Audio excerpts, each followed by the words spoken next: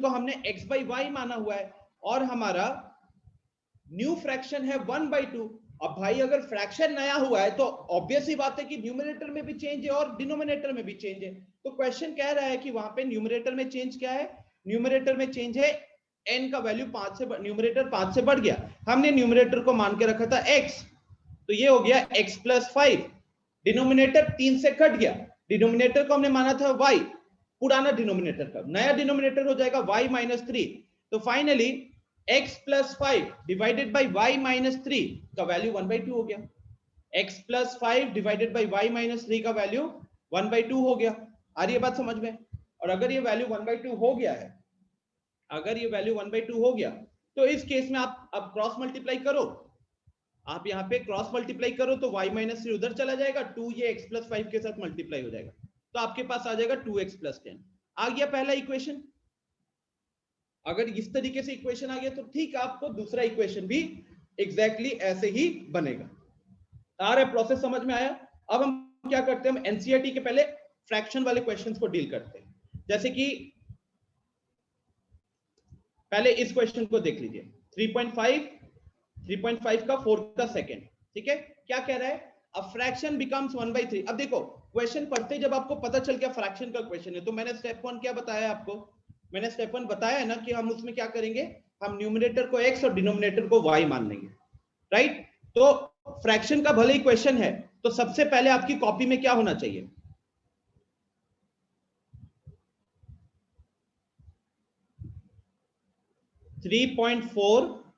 Sorry 3.54 का second, ठीक है। तो हम यहां पे ऑब्वियस ही क्या करेंगे, let fraction is equal to x by Y, let fraction is equal to x by Y, जहां पे x is the numerator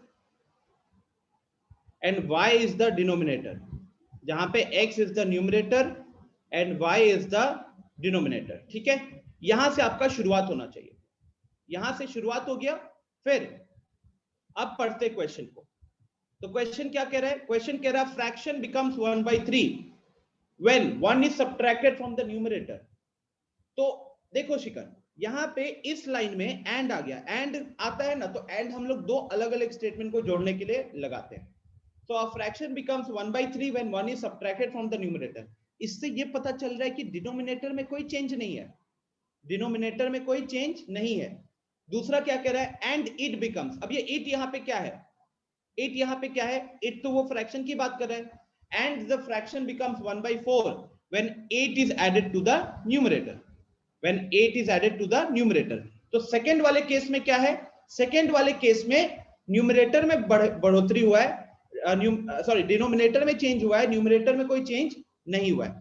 तो इसके अकॉर्डिंग क्या हम इक्वेशन लिख सकते हैं, अगर हम पहला इक्वेशन लिखे, पहला इक्वेशन, तो फ्रैक्शन 1/3 हो गया जब न्यूमरेटर को 1 से कम कर दिया, जब न्यूमरेटर को 1 से कम कर दिया। तो आपका यहां पे कॉपी में आएगा according to question, according to question 1/3 is equal to, numerator कितना से घटा था, कितना से घटा था न्यूमरेटर सर 1, तो ये x माइनस 1 अपॉन वाई हो जाएगा, ठीक है।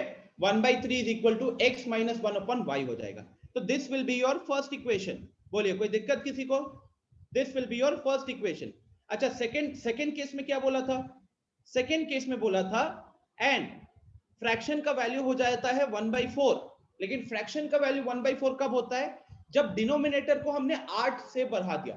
तो अब हम डिनोमिनेटर को इंक्रीज कर रहे हैं लेकिन न्यूमरेटर में कोई चेंज नहीं है, डिनोमिनेटर को इंक्रीज किए हैं कितना, 8 से, तो डिनोमिनेटर मतलब चेंज कहां पे आया, यहां पे, ये y प्लस 8 हो गया, लेकिन ऊपर क्या होगा, ऊपर सिर्फ x होगा। तो आपको अपनी कॉपी में भी ना यही लिखना है, ऐसा नहीं दिखाना है कि डिनोमिनेटर 8 से इंक्रीज हो जाएगा तो y प्लस 8 बनेगा, ठीक है। अब इसको क्रॉस मल्टीप्लाई करोगे, सिंपल लीनियर इक्वेशन मिलेगा, फिर आप उसको सॉल्व करोगे। ओके, एक और क्वेश्चन देखते हैं, सेम फ्रैक्शन वाला। आई थिंक 3.5 में नहीं मिलेगा, 3.6 में जाके देखते हैं अगर है तो।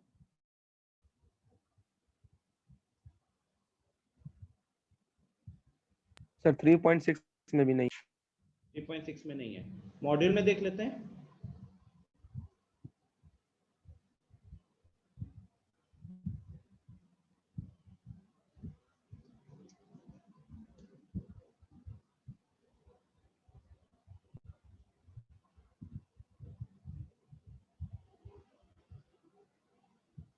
सर हाँ बोलो। सर 3.5 वाले में वो मॉड्यूल के। ओके, ये रहा question number 2। A fraction becomes 2/3। पहली लाइन क्या लिखी है गाइस यहाँ पे? A fraction becomes 2/3 if one is added to both its numerator and the denominator. तो ये हमारा हो गया 10m03.5 2/3 बन रहा है, जहां पे न्यूमरेटर भी बढ़ा है और डिनोमिनेटर भी बढ़ा है। ठीक है, तो अगर हम इसका बात करें, it is 10m03.5 question number 2। ठीक है, क्वेश्चन नंबर 2। अब अगर यहां पे देखेंगे तो अगेन शिकर हमारा पहला स्टेप क्या होना चाहिए? बाकी स्टूडेंट्स, फ्रैक्शन का क्वेश्चन है, so let the fraction will be equal to x/y, जहां पे x हमारा न्यूमरेटर हो जाएगा, y हमारा डिनोमिनेटर हो जाएगा। ठीक है, अब अकॉर्डिंग टू क्वेश्चन डालोगे। क्वेश्चन कह रहा है कि फ्रैक्शन का वैल्यू 2/3 हो रहा है, लेकिन फ्रैक्शन का वैल्यू 2/3 कब हो रहा है? जब न्यूमरेटर भी बढ़ गया और डिनोमिनेटर भी बढ़ गया। न्यूमरेटर भी 1 से बढ़ गया और डिनोमिनेटर भी 1 से बढ़ गया। ठीक है, तो ये मेरा पहला इक्वेशन हो गया। फिर आते हैं दूसरे इक्वेशन की तरफ। दूसरा इक्वेशन क्या कह रहा है?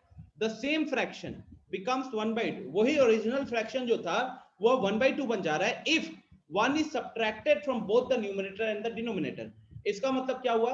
अब वो फ्रैक्शन 1/2 बन जाएगा अगर हम न्यूमरेटर और डिनोमिनेटर दोनों जगह से एक सब्ट्रैक्ट करेंगे। ठीक है,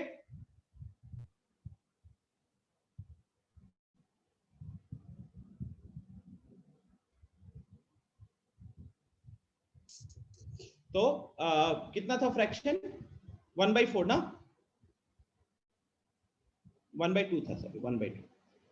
तो ये हो जाएगा 1/2, और इस बार दोनों में से 1 सब्ट्रैक्ट हो रहा है, दोनों में से 1 सब्ट्रैक्ट हो रहा है। तो ये मेरा इक्वेशन 1 बन जाएगा, ये मेरा इक्वेशन 2 बन जाएगा। क्रॉस मल्टीप्लाई करोगे आपको लीनियर इक्वेशन मिल जाने वाला है। बोलो, किसी को कोई डाउट यहाँ पे? किसी को कोई डाउट है यहाँ पे?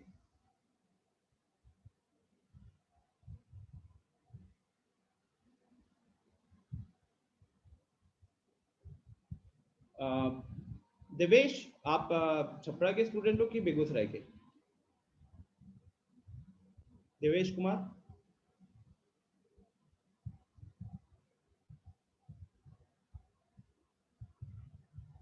देवेश कुमार एंड मोहित, एक बार कंफर्म कीजिए आप कहाँ के स्टूडेंट हो?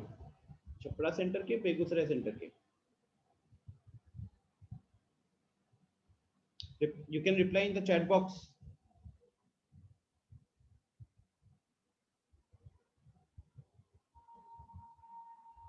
मोहित,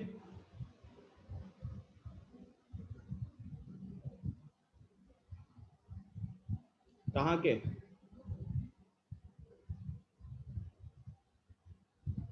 ठीक है, सो नेक्स्ट इज, बोलो किसी को कोई डाउट है यहाँ पे? Is this clear? कोई दिक्कत कहीं पे भी? किसी को कोई दिक्कत है? हैंड रेज करके पूछो या फिर अनम्यूट करके पूछो। सर हाँ बोलो। सर बस फ्रैक्शन में ऐसे ही क्वेश्चन आ सकते हैं कि और भी कुछ ना, बदल के दे सकते हैं? बस यही यही हमेशा यही रहते हैं, हमेशा ठीक है न्यूमरेटर्स और डिनोमिनेटर्स में चेंज होते हैं। ठीक है, अच्छा अभी शुभम ने एंट्री किया। शुभम अनम्यूट करना तो एक बार। Yes sir. होमवर्क किए थे जो आपको दिया था? Yes sir. लिंक पे सबमिट किए हो? नो सर, तो वो तो ओपन नहीं हुआ था। लिंक पे सबमिट करो, जाओ।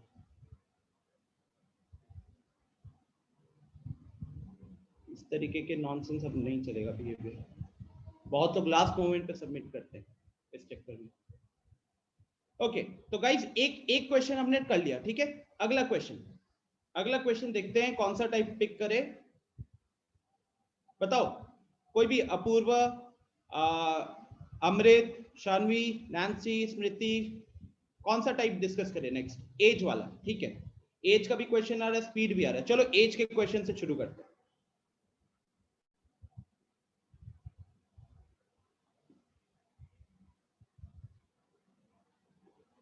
देखो,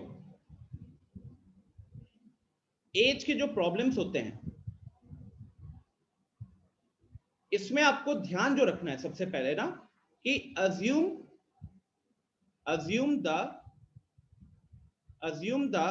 present value, assume the present value of the variables, assume the present value, या फिर present age लिख देता हूं, ठीक है।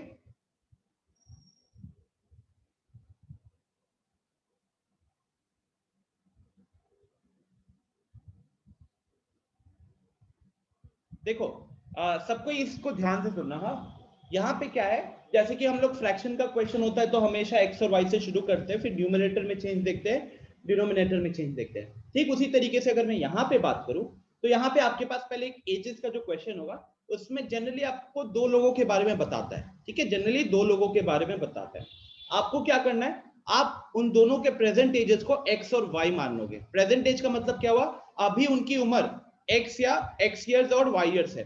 यहां से हम करेंगे शुरुआत। फिर क्वेश्चन क्या करता है, ठीक है, ये पहला चीज होगा। दूसरा चीज, क्वेश्चन क्या करता है, question talks about some particular timeline. Question क्या करता है, कोई एक पर्टिकुलर टाइमलाइन के बारे में बात करता है। ठीक है, कोई एक पर्टिकुलर टाइमलाइन के बारे में बात करता है। अब वो टाइमलाइन जो है फ्यूचर भी हो सकता है, प्रेजेंट, जनरली वो फ्यूचर और पास्ट होता है जनरली। ठीक है, फ्यूचर और पास्ट के ऊपर ही ज्यादातर रहते हैं, कभी कभार प्रेजेंट के ऊपर बात होती है।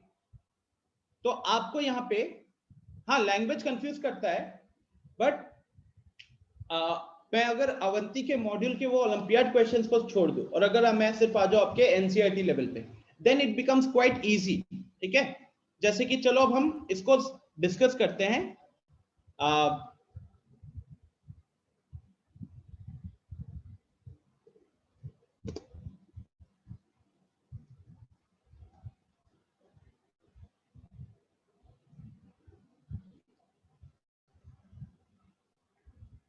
सर 3.4 में मिल जाएगा। 3.4 में जा ही रहा था, हाँ ये रहा। ठीक है, अब देखो यहाँ पे 5 years ago। अब आप क्या करना, सबको अच्छे से इस चीज को सुनो। एक बार पहले तो क्वेश्चन पढ़ के आपको ये पता चल जाता है, जैसे 5 years ago लिख गया, मतलब एजेस का क्वेश्चन है। अब आप देखो कितने लोग हैं, तो वहां पे दो लोगों की बात हो रही है, एक नूरी की और एक सोनू की। तो आपको अभी क्वेश्चन को आगे पढ़ने से पहले आपको सिंपल से, सबसे पहले मैंने क्या बोला हुआ है, उनके प्रेजेंट एजेस को वेरिएबल मानो, प्रेजेंट एजेस को वेरिएबल की तरह अज्यूम करो। तो let the present age of Nuri be X, and similarly let the present age of Sonu be Y। तो सबसे पहले क्या करना है आपको, बिना कुछ पढ़े, और ठीक है पता चल गया एजेस का क्वेश्चन है, तो कितने लोग हैं उनका प्रेजेंट एज को पहले X और Y मान लो। ठीक है, उनके प्रेजेंट एज को X और Y मान लो। अब इंपॉर्टेंट चीज, मेरा सजेशन होता है हर एक स्टूडेंट को कि आप पूरा क्वेश्चन पढ़ने से पहले एजेस में जहां पे पहले फाइंड आउट करो वो किस टाइमलाइन की बात कर रहा है, फ्यूचर की बात कर रहा है या पास्ट की बात कर रहा है। जैसे कि हम लोगों ने सबसे पहले क्या देखा था, इधर सबसे पहले क्या देखा था, किस टाइम की बात कर रहा था वो, 5 years ago, 5 साल पहले। तो आप सबके लिए कह रहा हूं, ये जैसे ही मैंने ये लाइन पढ़ी 5 years ago, मैंने क्या किया, मैंने 5 साल पहले का मतलब है, अगर मैं अभी 27 साल का हूं तो 5 साल पहले मेरी उम्र कितनी होगी, 27 माइनस 5, 22 साल। तो अगर नूरी की प्रेजेंट एज को x माना गया तो 5 साल पहले कितना हो जाएगा, ये x माइनस 5 का हो जाएगा और ये y माइनस 5 का हो जाएगा। ठीक है, तो बेसिकली आप ये पढ़ने के साथ साथ ना, मैं सजेस्ट करता हूं ये हर एक स्टूडेंट को, आप क्या करो, ऐसे x माइनस 5 यहां लिख लो, थोड़ा सा स्पेस देके y माइनस 5 यहां लिख लो। ठीक है, ऐसे कर लेना। नेक्स्ट, इतना जब पढ़ लिए ना, तो इतना पढ़ने के साथ साथ हमने क्या किया, पहले वो लिखा टाइमलाइन पे उन लोगों का एज कितना था, टाइमलाइन पे या उस पर्टिकुलर साल में उन लोगों का एज कितना था वो पहले लिखे। अब अगली लाइन क्या कह रहा है, Noori was thrice as old as Sonu. इसका मतलब क्या हुआ, 5 साल पहले नूरी सोनू से 3 गुना बड़ी थी, ठीक है, 3 गुना बड़ी थी।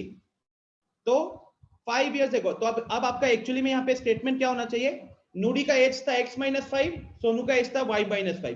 क्वेश्चन कह रहा है कि 5 साल पहले जो नूरी थी वो सोनू से 3 गुना बड़ी थी, तो 5 साल पहले जो x-5 था वो y-5 का 3 गुना था, यही हुआ ना इसका मतलब। तो ये आ जाएगा यहां से आपका फर्स्ट इक्वेशन, ये आ जाएगा आपका फर्स्ट इक्वेशन। बोलो समझ में आया ये चीज? यहां पे लोग गलती क्या करते हैं मैं बता देता हूं, लोग गलती करते हैं वो लिखते हैं x = 3y। ये गलत है। क्यों गलत है? क्योंकि यहाँ पे x और y जो है ये आपने उनके प्रेजेंट एज को माना हुआ है।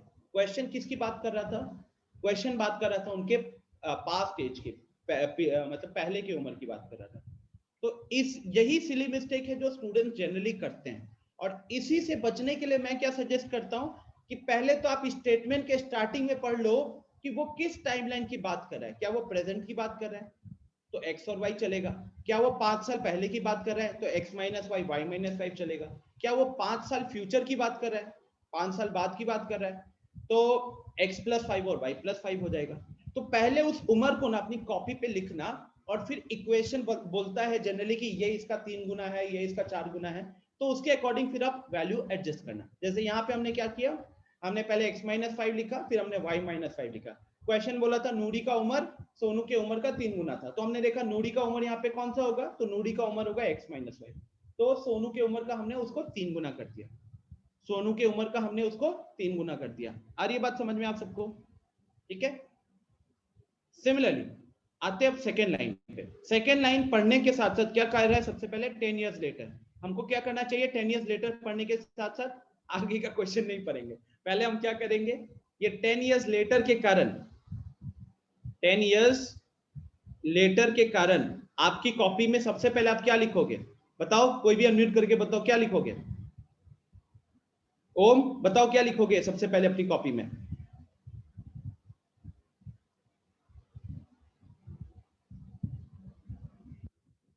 हाँ ओम, अगर ये बोला है 10 साल बाद, तो 10 साल बाद उनके एजेस कितने होने वाले हैं?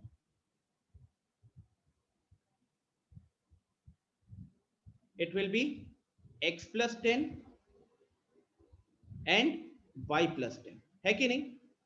x+10 और y+10, तो ये पहले आप अपनी कॉपी में लिखोगे, ठीक है।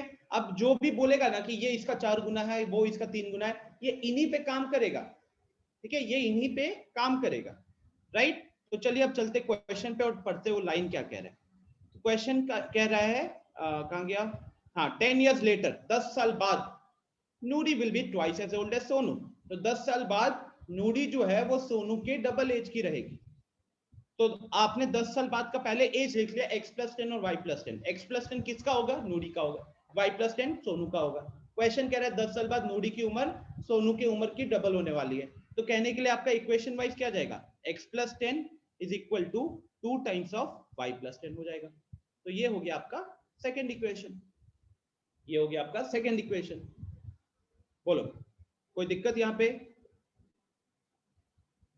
कोई दिक्कत इस पर्टिकुलर क्वेश्चन में? बड़े आगे एक और क्वेश्चन देखे,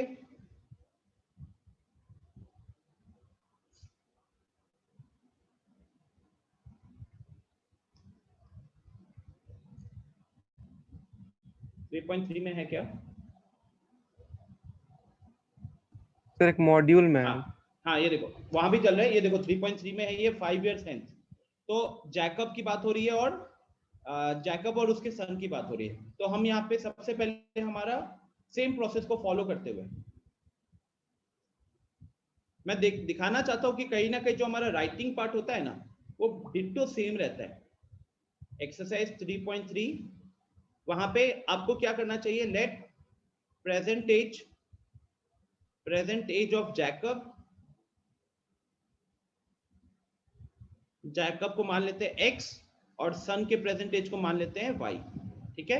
अब देखो क्वेश्चन है वहां पे 5 years hence की बात की थी ना, अभी जो हमने जस्ट पढ़ा था तो वहां पे 5 years hence की बात किया था।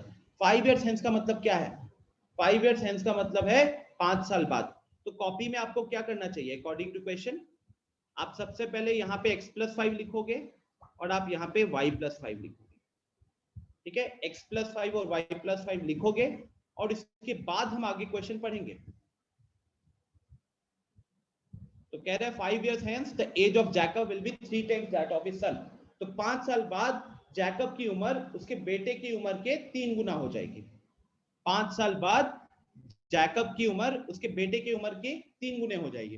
तो जैकब की उम्र x+5 है उस टाइम पे, उसके बेटे की उम्र y+5 है, तो कौन किसका 3 गुना होगा? तो x+5 will be 3 times of y+5। ठीक है, ये मेरा पहला पार्ट बन गया, फर्स्ट इक्वेशन। जहां भी किसी को दिक्कत होगा प्लीज आप अनम्यूट करके इंस्टेंटली पूछिएगा। सेकेंड पार्ट क्या कह रहा है? 5 years ago। अब आपको क्या करना है भाई, जो मैंने तरीका बताया हुआ है, 5 years ago लिख दिया तो सबसे पहले अपनी कॉपी में हम क्या करेंगे, x-5 एंड y-5 इसको लिखेंगे, x-5 और y-5 को लिखेंगे। फिर 5 years ago Jacob's age was 7 times that of his son। 5 साल पहले जैकब की उम्र उसके बेटे की उम्र की 7 गुना थी। यही हुआ इसका मतलब, जैकब की उम्र उसके बेटे की उम्र की 7 गुना थी। तो अब जैकब का उम्र था x-5, उसके बेटे की उम्र उस टाइम पे थी y-5। तो अकॉर्डिंग टू क्वेश्चन x-5 जो था वो 7 टाइम्स ऑफ y-5। अब यहाँ ब्रैकेट ओपन करोगे, लीनियर इक्वेशन प्रॉपर आपको मिल जाएगा। तो ये 2 इक्वेशन हो गए, सॉल्व कर सकते हैं आराम से। बोलिए, कोई दिक्कत है यहाँ पे शिखर इस पर्टिकुलर क्वेश्चन में?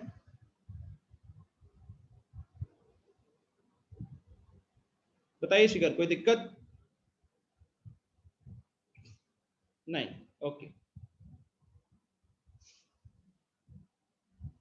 चलो तो अब एक और एज का क्वेश्चन लेते हैं ना, ताकि और अच्छे से क्लियर हो। हाँ सर, लेकिन 3 आदमी वालों में कैसे बोलो। करेंगे सर? 3 पर्सन वाले में?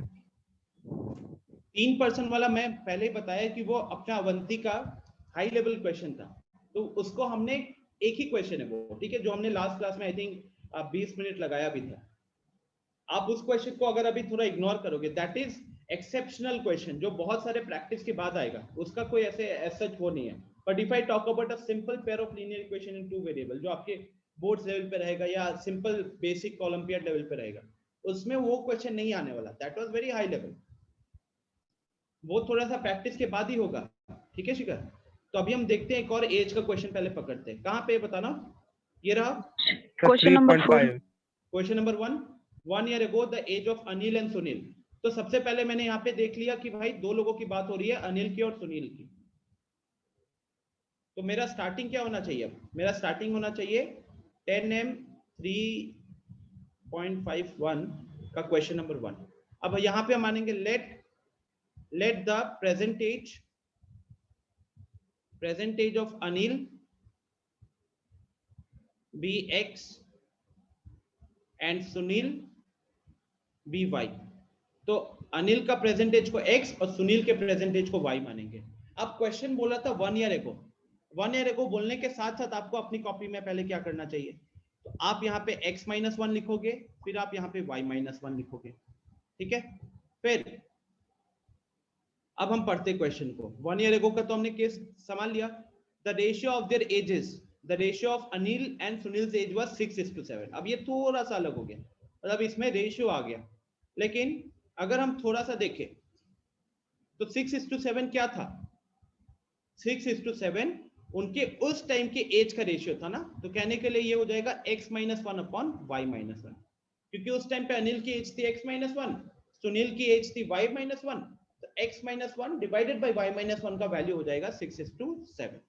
ठीक है, इसका वैल्यू हो जाएगा 6:7। बोलो, कोई दिक्कत है यहाँ पे इस पर्टिकुलर क्वेश्चन में? यहाँ पे कोई दिक्कत हो रही है?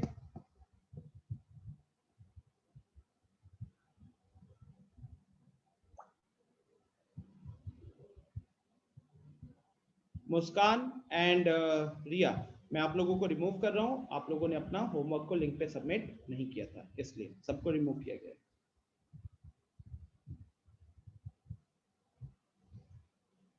ठीक है, बाकी लोग मिष्टी, नैन्सी, ओम, मोहित, अमृत, स्मृति, शिखर, विवेक, बताओ कोई दिक्कत यहाँ पे इस इक्वेशन में? कोई दिक्कत?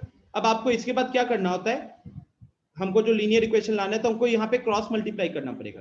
तो 6 × y-1 is equal to 7 into X minus 1 होगा।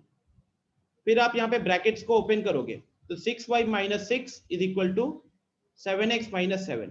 अब अगर हम सबको एक साइड ले जाते हैं या फिर मान लो y और x को एक साइड रखते हैं, कांस्टेंट को दूसरी साइड रखते हैं, तो आपको यहाँ से मिल जाएगा 7x minus 6y is equal to 1। दिख रहा है ना? क्या हमारा तरीका चेंज हुआ किसी भी क्वेश्चन में? तरीका चेंज हुआ है क्या कहीं पे भी? नोटिस करो, हर जगह सेम तरीका फॉलो कर रहे हैं कि नहीं? ठीक है, हर जगह सेम तरीका फॉलो कर रहे हैं। अब चलो सेकेंड लाइन पढ़ते क्वेश्चन का। सेकेंड लाइन कह रहा है 4 years hence, 4 साल बाद their ratio would be 7:8। तो ये ऐसी जगहों पे ना आपके दिमाग में एक डाउट आ सकता है कि 4 साल बाद उनका रेशियो बोला हुआ है 7:8। तो सबसे पहले यार ऊपर किसका नाम लिखेंगे बताना तो? ऊपर अनिल का आएगा कि सुनील का आएगा? देर बोला है ना वहां पे, वहां तो देर बोला है, वहां तो नहीं बताया ऊपर अनिल का होगा या सुनील का होगा। तो ऊपर किसका लिखेंगे नाम? बताओ, अनम्यूट करके बताओ।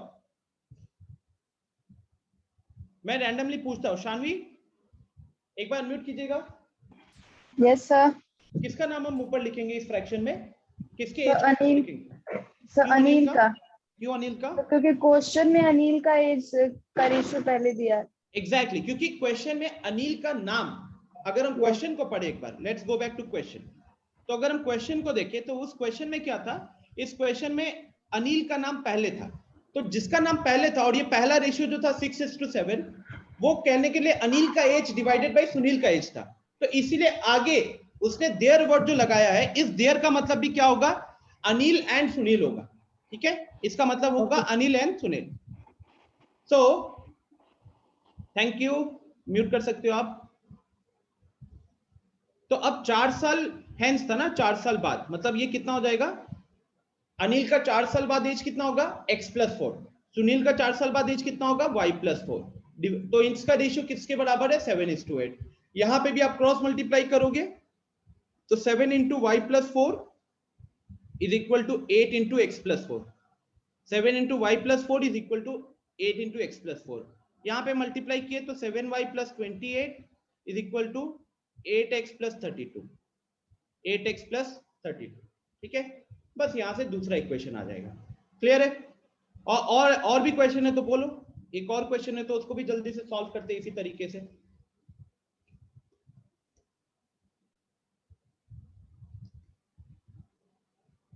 नहीं है तो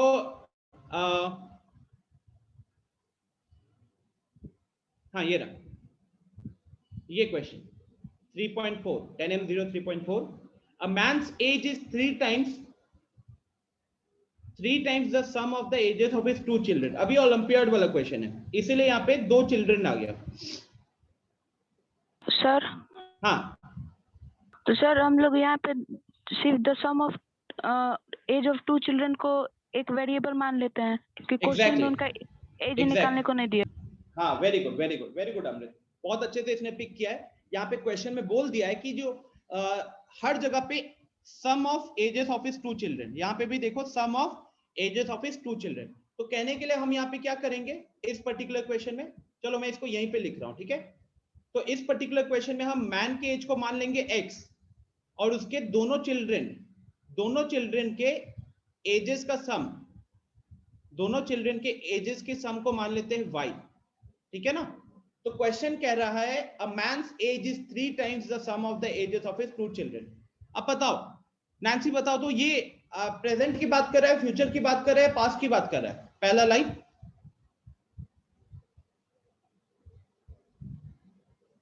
जल्दी बताओ, ये प्रेजेंट, फ्यूचर या पास्ट? प्रेजेंट की बात कर रहा है। अरे शिखर आपने बता दिया। देखो यहाँ पे इज वर्ड है ना, इज वर्ड है और कहीं पे भी टाइमलाइन नहीं दिया सर। प्रेजेंट के अगर हम इसको ऑब्जर्व करेंगे यस तो सर, प्रेजेंट। हाँ, हम अगर इसको ऑब्जर्व करेंगे बाकी जो क्वेश्चन हमने किया हुआ है, तो जनरली क्वेश्चन का स्टार्टिंग में लिख देता था 1 year ago, 4 years hence, 5 years ago, 3 years hence। ठीक है, आफ्टर 3 years। तो वो वहां से हमको पता चलता था कि पास्ट है या प्रेजेंट है। यहाँ पे ऐसा कुछ नहीं है, कह रहा man's age is 3 times the sum of the ages of his 2 children. तो इस हिसाब से मेरा पहला इक्वेशन क्या बन जाएगा? x is equal to 3y। ठीक है? Yes sir. क्योंकि मैन की एज है एक्स और उसके सन दोनों बेटों की एज को मैंने मान रखा है वाई। चलो म्यूट कर लो नैन्सी। शिखर मेरे को ये बताओ, सेकंड पार्ट में बताओ तो क्या करेंगे? सेकंड पार्ट के लिए, सेकंड इक्वेशन के लिए आफ्टर 5 इयर्स बोला हुआ है, तो सबसे पहले मुझे क्या करना चाहिए शिखर? सर दोनों के एज में 5 सम कर देना चाहिए। तो ये x + 5 हो गया और ये y + 5 हो गया। उसके बाद हमको क्या करना है? सर बोल रहा है कि 5 साल बाद उसका एज उसके दोनों बच्चों के सम के ट्वाइस हो जाएगा। हाँ, तो कौन तो किसके सर डबल होगा? तो सर 2 ये y में हम लोग 2 से इंटू कर देंगे पूरा खाली टर्म 2y चलेगा? से। सर पूरा टर्म से पूरा ब्रैकेट हो जाएगा। ठीक है, तो यहां से आपको मिल जाएगा दूसरा इक्वेशन। बात समझ में आ रही है? ठीक है, तो आई थिंक सारे स्टूडेंट्स ने ये चीज रियलाइज किया होगा कि जब हमने रेशियो के क्वेश्चंस किए थे, एक ही तरीके के क्वेश्चंस थे, भले ही लैंग्वेज चेंज हो रहा था, एजेस में भी सेम तरीके के क्वेश्चंस आ रहे हैं। अब हम चलते हैं नेक्स्ट, सबसे पहले डिजिट वाले क्वेश्चंस पे। ठीक है सर। हाँ बोलो अमृत। सर लेकिन अगर किसी 3% का दिया हो तो जो तीसरे का होता है नॉर्मली कॉम्बिनेशन या कुछ इस तरह में दे देता है ना?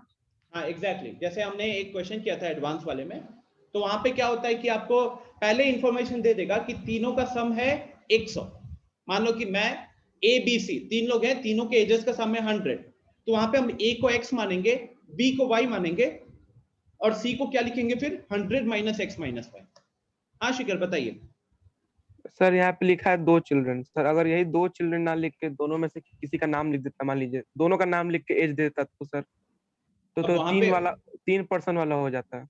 लेकिन देखो जैसे कि मैं आपको कह रहा हूं कि आपको जो भी क्वेश्चन मिलेगा उसमें 3 वेरिएबल की कहीं पे भी जरूरत बनेगी नहीं, क्योंकि तीन वेरिएबल को सॉल्व करने का ना एकदम अलग तरीका होता है, जो कि 10th में है ही नहीं, बिल्कुल नहीं है। ठीक है, इनफैक्ट वो सीधा कहने के लिए तो इवन 12th में भी वो लोग नहीं डील करते एज सच। अब वहां पे क्या होता है शिखर, जैसे कि अभी अमृत ने भी बोला कि आपको ऐसा सिनेरियो मिल जाएगा, फिर मान लो कि 3 लोग होंगे एबीसी और आपको एक इंफॉर्मेशन मिल जाएगा जहां पे a + b + c, एग्जांपल ले रहा हूं, तीनों का एक वैल्यू दे देगा कि तीनों का एज का कोई पर्टिकुलर कॉम्बिनेशन, जैसे यहाँ पे तीनों के प्रेजेंट एज को जोड़ दिया तो आ गया 100, तो उसमें हम मान लेंगे इसको x मान लेंगे, एक को, दूसरे को y मान लेंगे, तो तीसरे को z लिखने की जरूरत नहीं है। तीसरा क्या हो जाएगा? तीसरे को हम x और y के टर्म्स में लिख देंगे, तो उस हिसाब से क्या बन जाएगा वो? 100 - x - y। बोलो बात समझ में आ रही है? 100 - x - y। लेकिन होगा क्या जानते हो शिखर? सिंपल सा रूल होता है लीनियर इक्वेशन को सॉल्व करने का गाइस, एक सिंपल सा रूल होता है, जितना वेरिएबल उतना इक्वेशन का जरूरत है। तो क्वेश्चन में अगर 3 इंसान के बारे में बात हो रहा होगा तो 3 इक्वेशन बनाना पड़ेगा, और इसका मतलब क्वेश्चन में 3 इंफॉर्मेशन दिया होगा। इस पर्टिकुलर क्वेश्चन की अगर हम बात करें, क्वेश्चन नंबर 5 की, so a man's age is 3 times the sum of the ages of his 2 children. तो यहां पे एक इंफॉर्मेशन है, after 5 years his age will be twice the sum of the ages of these 2 children। ये हमारे पास दूसरा information है। तो आपको यहाँ पे पता चल जाना चाहिए कि सिर्फ 2 इंफॉर्मेशन दिया है, मतलब 2 ही वेरिएबल से मेरा काम हो जाएगा। अगर ये जो एबीसी वाला मैं बात कर रहा हूं, आप नोटिस करो कि मैंने कहीं ना कहीं एक इक्वेशन का जरूरत लिया ना, एक इक्वेशन का हेल्प लिया मैंने ये लिखने में। तो अब ये एक्स और वाई का वैल्यू निकालने के लिए मेरे को और 2 इक्वेशन की जरूरत पड़ेगी, और 2 इक्वेशन की जरूरत पड़ेगी। ठीक है,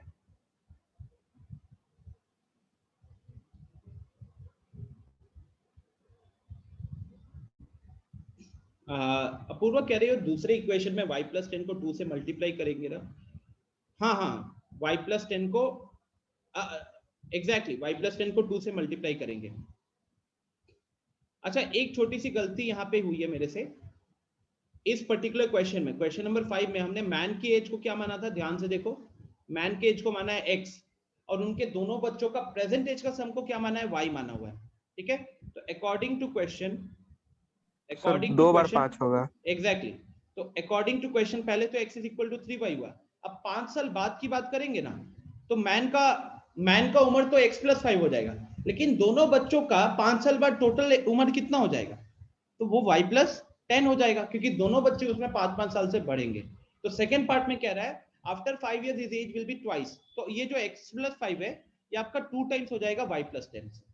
ठीक है, x + 5 जो होगा ये 2 टाइम्स हो जाएगा y + 10 से। आ रही है बात समझ में? नेक्स्ट चलते अपन अपस्ट्रीम और डाउनस्ट्रीम वाले पे। ठीक है, नेक्स्ट चलते अपन अपस्ट्रीम और डाउनस्ट्रीम, क्योंकि अगर हम बोर्ड्स के हिसाब से बात करें तो बोर्ड्स में बहुत बार पूछा गया क्वेश्चन है, बहुत बार। ठीक है,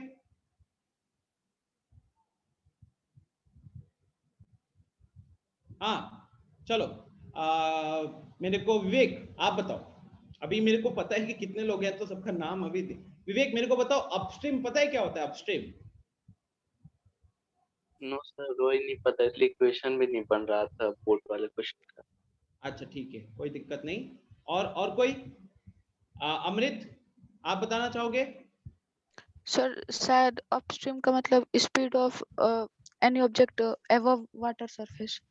अरे वाह, एक बात बताओ, हम किसी भी चीज का स्पीड वाटर सरफेस के ऊपर ही ना देखेंगे थोड़े ना सबमरीन की बात हो रही कि पानी के अंदर चलाओगे।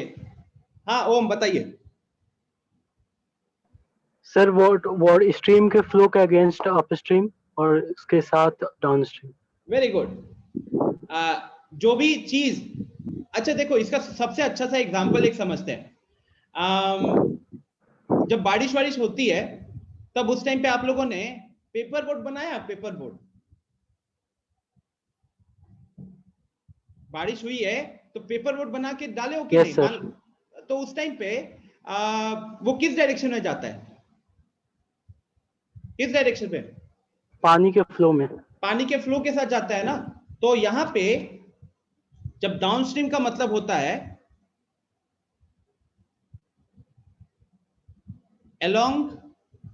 along the direction of water current। Water current का मतलब पानी का लहर, ठीक है ना? ऐसा नहीं कि पानी में लहर चल रही है, करंट लग रहा है, पानी का लहर, ठीक है? स्ट्रीम, फिर अपस्ट्रीम। तो भाई अगर डाउनस्ट्रीम along द डायरेक्शन हुआ तो ये क्या होगा? Opposite to the direction of water current. पहले तो आपको अपने दिमाग में इस चीज को क्लियर रखना पड़ेगा।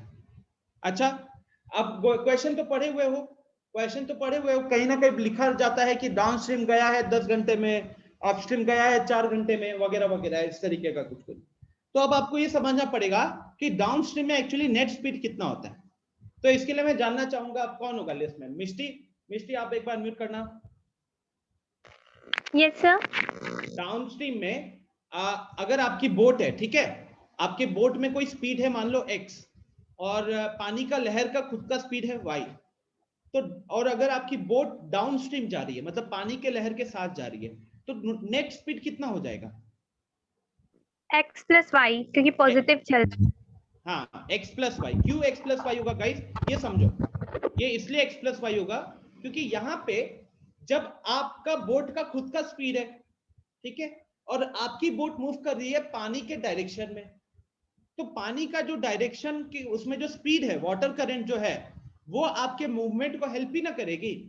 और इसको और अच्छे से समझना है तो ऐसे समझो, ये आप लोगों ने पक्का स्कूल टाइम पे एक्सपीरियंस किया होगा कि आप चल रहे हो, ठीक है, मान लो स्कूल खत्म हो गया तो आप चल रहे हो अपने दोस्तों के साथ, पीछे से आपका दोस्त आपको लात मारा ठीक है, उस टाइम पे थोड़ी देर के लिए आपका स्पीड नहीं बढ़ जाता है क्या?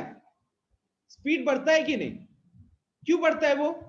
क्योंकि आप ऑलरेडी मूव कर रहे थे उस डायरेक्शन में, पीछे से आप पे एक लात पड़ी तो उसके कारण आपका मूवमेंट क्या हो गया? और फास्ट हो गया। कह सकते हो थोड़ा फिजिक्स के लैंग्वेज में तो फोर्स ज्यादा हो गया उस पर्टिकुलर टाइम पे, है कि नहीं? तो वो सिनेरियो होता है डाउनस्ट्रीम, वो सिनेरियो है डाउनस्ट्रीम, क्योंकि ऑलरेडी एक पीछे से एक फ्लो आई है और आप उस फ्लो के साथ जा रहे थे, एक फ्लो के साथ जा रहे थे, ठीक है, वो हो गया डाउनस्ट्रीम। ये देखो ये लोग शुरू, वर्क डन हो गया, काइनेटिक एनर्जी मिल गया, और फिर आप रुकोगे तो पोटेंशियल एनर्जी स्टोर हो जाएगा क्या तो अब यहां पे हमको ये समझना पड़ेगा कि इसके जो भी क्वेश्चंस होंगे उसका स्टेप 1 क्या करोगे। जैसे हम हर जगह स्टेप 1 की बात कर रहे हैं ना, तो अब मान लो कि अगर बोर्ड्स एंड स्ट्रीम का क्वेश्चन होता है तो आपको ना सबसे पहले ये लाइन लिखनी होती है, let the speed of boat in still water be x and let the speed of water current या stream बोलो is equal to y, ऐसा क्या लिखा है मैंने पहला वाला लाइन, जब पानी में कोई बहाव नहीं है, खड़ा पानी है, खड़ा पानी मतलब पानी में एकदम बहाव नहीं है, ठीक है, मतलब वहां अगर आपने अपना पेपर बोट को रख दिया तो पेपर बोट वही रह जाएगा और वो भीग के डूब जाएगा, वो होता है स्टिल वाटर। उस टाइम पे आपकी बोट में जो स्पीड है उस स्पीड की बात की जा रही है, ठीक है। सेकंड, वाटर करंट, जो पानी का बहाव है उसके स्पीड को माना गया है y। तो जैसे कि अभी मिष्टी ने बताया कि डाउनस्ट्रीम में जो स्पीड होगी, अब वो नेट स्पीड कितना हो जाएगा, तो वो हो जाएगा आपका x प्लस वाई, क्योंकि अब आपकी बोट और पानी का बहाव दोनों सेम डायरेक्शन में जा रहे हैं, तो ऑटोमेटिकली वो जो पानी में जो बहाव है वो आपको थोड़ा सा हेल्प करने वाला है। बोलो विवेक, समझ में आया ये पार्ट? विवेक आया है समझ में ये वाली लाइन जहां अभी तक हमने जो बात की? तो ये बता दो फिर मेरे को, अपस्ट्रीम स्पीड कितनी होगी? Sir x minus Y. x minus Y हो जाएगा, क्योंकि इसका आप ऐसे अच्छे से समझ सकते हो कि आपकी बोट चल रही थी 10 किलोमीटर पर आवर की स्पीड से, पानी का बहाव था 2 किलोमीटर पर आवर, लेकिन आपका बोट पानी के बहाव के ऑपोजिट जा रहा था, तो क्या वो 10 किलोमीटर पर आवर की स्पीड से जा सकेगा? नहीं जा सकेगा। अब आपकी बोट की स्पीड एक्चुअली में थोड़ी सी कम हो जाएगी क्योंकि पानी का बहाव ऑपोजिट डायरेक्शन में है, तो आपका नेट स्पीड कितना हो जाएगा? वो हो जाएगा 10-2, ठीक है। हाँ शिखर बोलो, हैंड रेस किए थे, बताओ।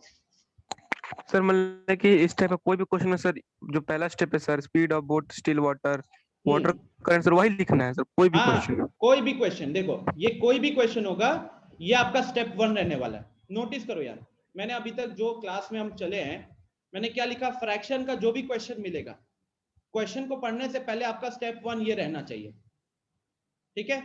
फिर हमने इसको सॉल्व किए, फिर आए थे एजेस वाले। एजेस वाले में मैंने आपको क्या बोला है कि जब भी आपको कोई भी क्वेश्चन मिलेगा एजेस का, सबसे पहले आप उसमें वेरिएबल्स का प्रेजेंटेज को अज्यूम करोगे कुछ, उसके बाद आगे बढ़ोगे, फिर कैसे बढ़ना है वो मैंने बताया, ठीक है। सिमिलरली अपस्ट्रीम डाउनस्ट्रीम के कोई भी क्वेश्चन आपको मिलने वाला है, आपका पहला स्टेप यही रहेगा, उसके बाद क्वेश्चन पढ़ो ना, देखो कि कितना इजीली होता है, ठीक है। चलो तो अब पढ़ते अपन क्वेश्चन को।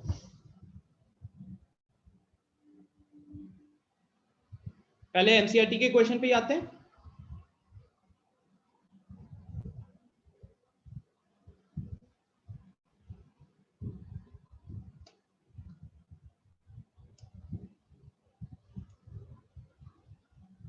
यहाँ पे तो नहीं है,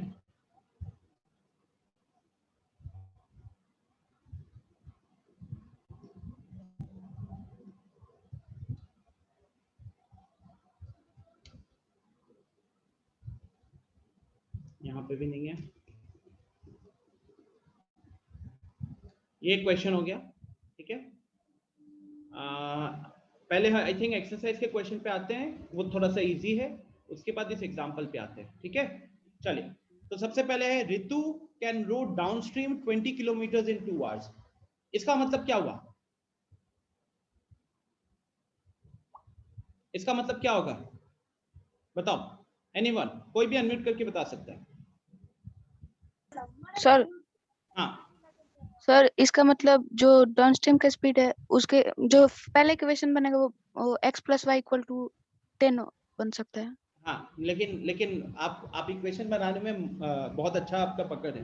मैं चाहता हूँ कि पहले मेरे को लाइन समझाओ, मान लो कि आप मुझे समझा रहे हो। हाँ बोलो शिखर। सर मतलब कि सर वो रितु सर पानी के बहाव में जा रही है सर 20 किलोमीटर 2 घंटे। एग्जैक्टली, तो सबसे पहले आपको ये दिख रहा है कि डाउनस्ट्रीम मूवमेंट हो रहा है, डाउनस्ट्रीम मूवमेंट हो रहा है, तो आपके दिमाग में ये चलना चाहिए कि वहां पे स्पीड क्या होगा, x प्लस वाई, ठीक है। अच्छा, डाउनस्ट्रीम में डिस्टेंस कितना कवर किया है क्वेश्चन में? डिस्टेंस कवर किया 20 किलोमीटर। अच्छा, 20 किलोमीटर कितना टाइम में कवर किया? 20 किलोमीटर कवर किया 2 घंटे में, है क्या नहीं? आपके दिमाग में ये चीजें चलनी चाहिए। अब आप बताओ कि इन तीनों के बीच में रिलेशन क्या है, स्पीड, डिस्टेंस और टाइम के बीच में क्या रिलेशन होता है? हाँ Purva. Sir distance is equal to speed into time. Exactly, distance is equal to speed into time. अब क्योंकि मेरे पास स्पीड में वेरिएबल्स है, तो मैं यहाँ पे आइडेंटी बेसिकली मेरे को क्या करना चाहिए, speed will be equal to distance upon time लिखना चाहिए, क्योंकि स्पीड में वेरिएबल्स है, डिस्टेंस और टाइम दोनों में वेरिएबल नहीं है। तो स्पीड मेरा x प्लस वाई हो गया, एंड डिस्टेंस अपॉन टाइम हो गया 20/2। हाँ शिखर हैंड रेज किया, बताओ। x + y हो गया 10। सर डिस्टेंस का तो स्पीड इनटू टाइम भी तो लिख सकते हैं सर। बिल्कुल बिल्कुल बिल्कुल लिख टाइम सकते हो। उसके बाद आप टाइम को क्रॉस मल्टीप्लाई कर दो। देखो speed is equal to distance upon time लिखो, या distance is equal to speed into time लिखो, या time is equal to distance upon speed लिखो। तीनों में से कोई भी चलेगा। मैं क्या कह रहा हूं कि अल्टीमेटली हम जब भी सॉल्व करते हैं क्वेश्चंस को, तो हम वेरिएबल्स को एक साइड रखते हैं, कांस्टेंट्स को दूसरे साइड रखते हैं ना। तो उसके लिए हमने क्या देखा कि हमारे डिस्टेंस और टाइम दोनों में परफेक्ट वैल्यू है, नंबर्स दिए हुए हैं, लेकिन स्पीड में वेरिएबल्स है। तो इसीलिए मैंने स्पीड को एक जगह रख दिया और डिस्टेंस अपॉन टाइम को दूसरी जगह रख दिया। बट अगर आप distance is equal to speed into time करते हो, कोई दिक्कत नहीं है भाई। आपका इक्वेशन बस बनेगा क्या, आपका इक्वेशन बनेगा 2x + 2y = 20। कोई दिक्कत नहीं होगी, ठीक है। अच्छा सेकंड पार्ट क्या कह रहे हैं आप, सेकंड पार्ट क्या कह रहे हैं विवेक अनम्यूट करो एक बार। Yes sir. अब इस लाइन का इक्वेशन बनाना है, तो बताओ मेरे को कि कैसे इक्वेशन कैसे बनाएंगे हम। सर अपस्ट्रीम में 4 किलोमीटर डिस्टेंस कवर किया है 2 घंटे में, तो सर तो यहां से कहने के लिए ये नहीं बता सकते कि अपस्ट्रीम का स्पीड कितना हो गया फिर। सर x माइनस वो तो हमने x - y लिया, और क्वेश्चन के हिसाब से क्या है, क्वेश्चन के हिसाब से 4 किलोमीटर कवर किया 2 घंटे में। तो मेरा अकॉर्डिंग टू क्वेश्चन क्या बन जाना चाहिए, x - y = 4/2 बनेगा। Yes sir. क्योंकि अभी भी वही लगा रहे हैं ना, speed is equal to distance upon time. तो स्पीड हमने मान रखा है, याद करो स्टेप 1 में हमने स्पीड मान रखा था x - y। डिस्टेंस क्वेश्चन में दिया हुआ है, टाइम क्वेश्चन में दिया हुआ है। तो हमारा इस पर्टिकुलर क्वेश्चन में इक्वेशन किसका बना, अगर आप ध्यान से ऑब्जर्व करो तो इक्वेशन बना है speed is equal to distance upon time का। और नोट करना यही बनता है, ज्यादातर क्वेश्चन में यही बनता है, ठीक है। यहां पे क्लियर है ना विवेक, जो आपको डाउट था बताओ। ये इजी क्वेश्चन है, फिर हम जाएंगे मुश्किल क्वेश्चन के ऊपर। यहां पे कोई दिक्कत चल रहा है सही से, चलो ठीक है। फिर अब बढ़ते अपन फिर एग्जाम्पल पे। एग्जाम्पल का क्वेश्चन सबको मार्क कर लो अपने बुक में, बोर्ड्स में आया वो क्वेश्चन है, बहुत बार आया वो क्वेश्चन, बहुत सारे ओलंपियाड में मैंने इस क्वेश्चन को देखा हुआ है।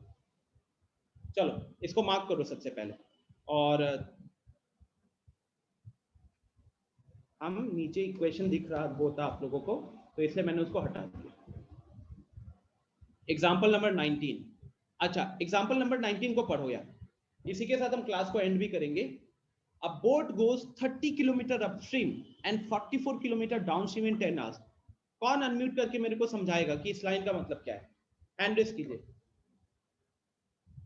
कौन रेडी है मेरे को समझाने के लिए इस लाइन का मतलब। शिखर से तो बात हुई सर। रुको अमृत, शिखर और अमृत को छोड़कर ओम ट्राई करना चाहोगे, स्मृति आप ट्राई करना चाहोगी। Yes, sir. हाँ बताओ इस लाइन का मतलब क्या है। अ boat goes 30 kilometre upstream and 44 kilometre downstream in 10 hours। Sir इस क्वेश्चन में बोल रहा है कि बोट जो है वो 30 किलोमीटर और 30 किलोमीटर अपस्ट्रीम गया और 44 किलोमीटर डाउनस्ट्रीम गया 10 आवर्स में। ठीक है, तो यहाँ पे अगर हमको इक्वेशन बनाना हुआ, ठीक है, एग्जाम्पल नंबर 19 था ना ये, एग्जाम्पल 19। तो जैसे कि गाइस देखो, अब आपको ना यहाँ पे सोचना पड़ता है सिर्फ एक छोटी सी चीज, मैं इक्वेशन किसका बनाऊंगा। तो क्वेश्चन खुद ही बता दिया है, क्वेश्चन खुद ही बता दिया है 30 kilometre downstream plus 44 kilometre upstream, कितना घंटा में, 10 घंटा में। तो कहीं ना कहीं क्वेश्चन आपको क्या हिंट दे रहा है कि भाई साहब time downstream plus time upstream कितना है, 10 आवर्स है। बोलो बात समझ में आ रही है। मैंने आगे कुछ नहीं पढ़ा है, मैंने बस इतना समझ गया कि वो 10 घंटे में उसने कुछ डाउनस्ट्रीम जर्नी कवर किया है तो कुछ अपस्ट्रीम जर्नी भी कवर किया है। आ रही है बात समझ में। 10 घंटे में कुछ अपस्ट्रीम कवर किया है, कुछ डाउनस्ट्रीम कवर किया है। अपस्ट्रीम का स्पीड अलग है तो उसका टाइम अलग होगा, डाउनस्ट्रीम का स्पीड अलग है तो उसका टाइम अलग होगा। ये लाइन समझ में आ रही है आप सबको। अगर किसी को भी दिक्कत हो रहा है प्लीज अनम्यूट करके पूछे। अगर ये लाइन क्लियर है ना गाइस, तब काम खत्म है, क्योंकि टाइम क्या होता है, time is equal to distance upon speed. तो यहां पे आपको लगाना पड़ेगा डिस्टेंस। डिस्टेंस कितना है, 30 किलोमीटर है, यहाँ पे डिस्टेंस है 30 किलोमीटर। हाँ शिखर बोलो। सर 10 घंटा तो सर दोनों का मिला के है, तो सर हम लोग हाँ। टाइम फिर क्यों मान रहे हैं सर? टाइम क्यों निकाल रहे हैं फिर से? इक्वेशन बनाना है ना, अल्टीमेटली इक्वेशन तो मुझे एक्स और वाई के टर्म्स में बनाना है कि नहीं? तो इक्वेशन बनाना है। अब देखो ध्यान से, दो इक्वेशन है, दो वेरिएबल है, क्वेश्चन आपको दो इंफॉर्मेशन दिया, पढ़ लो तो एक बार पूरा। अ boat goes 30 kilometre upstream and 44 kilometre downstream in 10 hours, ये एक इंफॉर्मेशन दिया है। इन 13 hours it can go 40 kilometre upstream and 55 kilometre downstream, ये दूसरा इंफॉर्मेशन दिया। दो इंफॉर्मेशन, दो वेरिएबल।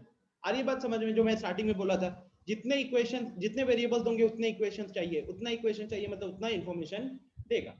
तो अब आ जाओ यहाँ पे, अगर आप सब कोई अपने नोटबुक में या अपने दिमाग में इस पर्टिकुलर स्टेप को ही फिट कर लो ना, तो मैं गारंटी देता हूं कि बोर्ड्स एंड स्ट्रीम्स के क्वेश्चन में नहीं फंसोगे।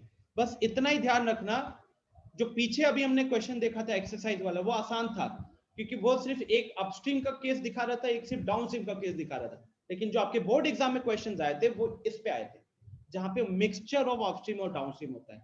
और हमेशा ऐसे कर लो ना, हमेशा वहां एग्जाम्पल में लिख लो, टाइम का इक्वेशन बनाना होता है। टाइम 10 घंटा दिया था, लेकिन 10 घंटा में क्या किया है?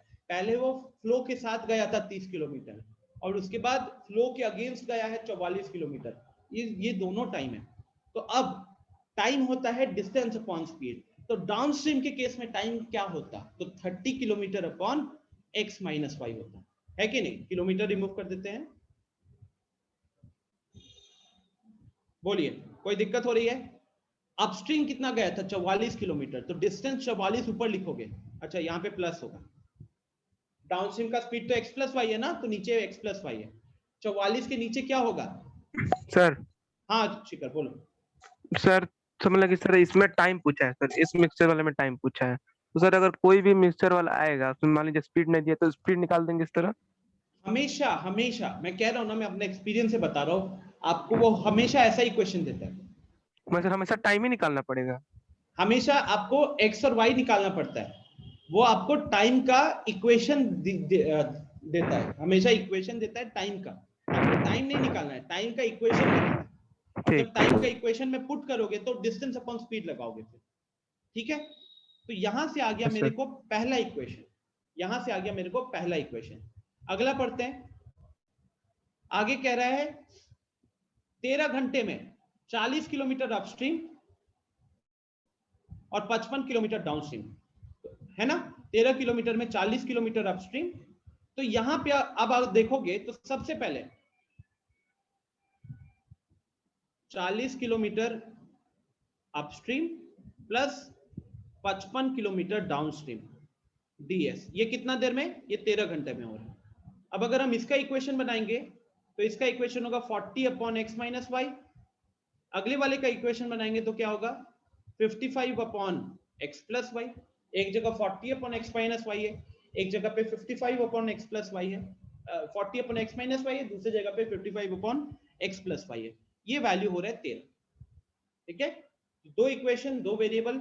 अच्छा, अब अगर ध्यान से देखोगे, क्यों ये बोर्ड में आया, वो बहुत बार आता है क्योंकि these are not simple equations.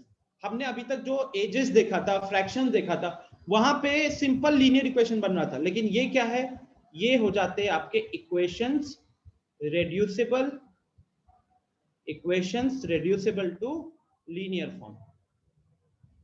तो आप यहाँ पे क्या करते हो? आपको जैसे मैंने तरीका बताया कि जैसे x प्लस वाई दोनों जगह डिनोमिनेटर में है, x माइनस वाई भी दोनों जगह डिनोमिनेटर में है। अभी थोड़ा टाइम कम है तो इसलिए मैं सॉल्यूशन का हेल्प ले लेता हूँ।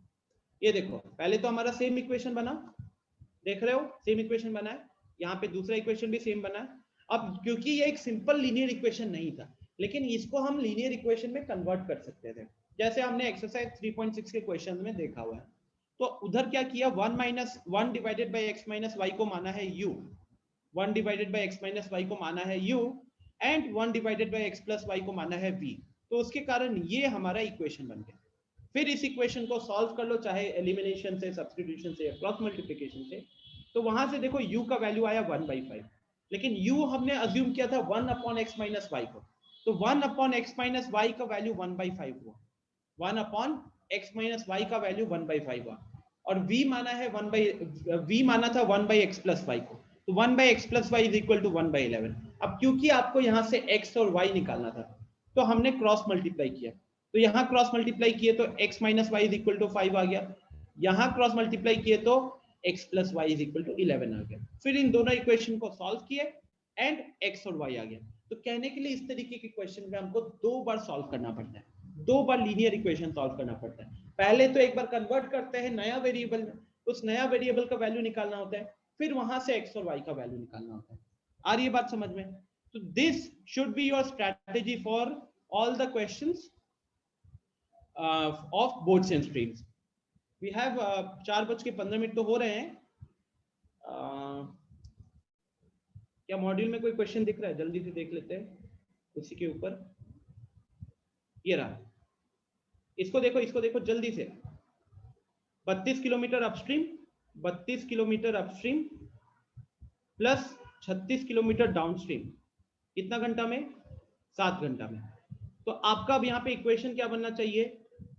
32 डिस्टेंस अपॉन स्पीड, स्पीड हो जाएगा x - y। 36 किलोमीटर डाउनस्ट्रीम तो 36 upon x + y, 36 upon x + y। इसकी वैल्यू कितनी हो जाएगी? 7 हो जाएगी। ये हो गया मेरा पहला इक्वेशन। कोई दिक्कत यहाँ पे? सेकेंड वाला, also it covers 40 kilometre upstream and 48 kilometre downstream. अब 40 किलोमीटर अपस्ट्रीम करेगा तो उसमें उसको टाइम लगेगा 40 upon x - y। 48 kilometre downstream लगेगा तो उसको टाइम लगेगा वहां पे 48 अपॉन x + y। वहां x - y, इधर x + y। This is equal to 9। Same तरीके से पिछला वाला जैसा ही आ गया। तो फाइनली यहाँ पे आप लोगों ने क्या देखा स्टूडेंट्स?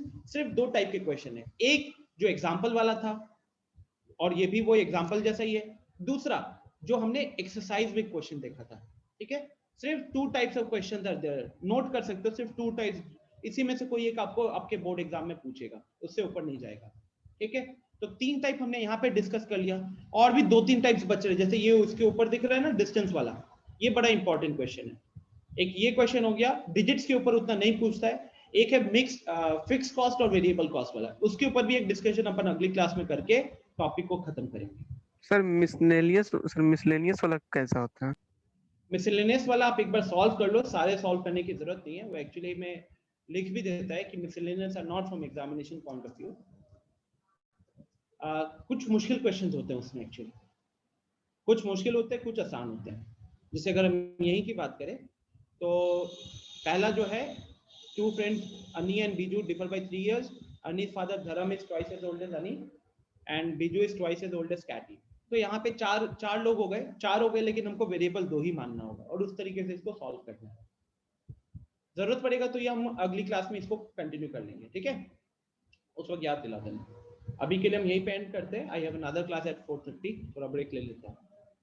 ओके, इसी को कंटिन्यू करेंगे, रिकॉर्डिंग आपको डाल दूंगा। आज हो सके तो एक बार इस तरीके के क्वेश्चंस को जो हमने 3 टाइप्स डिस्कस किए हैं ना, इसको जरूर एक बार अच्छे से गो थ्रू कर लीजिएगा। एंड दूसरी चीज, अपने मन से ये डर निकाल दो कि मेरे को वर्ड प्रॉब्लम नहीं आता। अगर आज हमने कंप्लीट 1-1.25 घंटा सिर्फ और सिर्फ ये 3 टाइप्स को दोबारा डिस्कस करने में लगाया है, तो हमने वहां पे एक पर्टिकुलर मेथड देखा था और आपके सामने मैंने 4-4 क्वेश्चन सॉल्व करके दिखाए हैं। लास्ट वाले में बस 3 हुआ, वहां 4-4 क्वेश्चन हुए।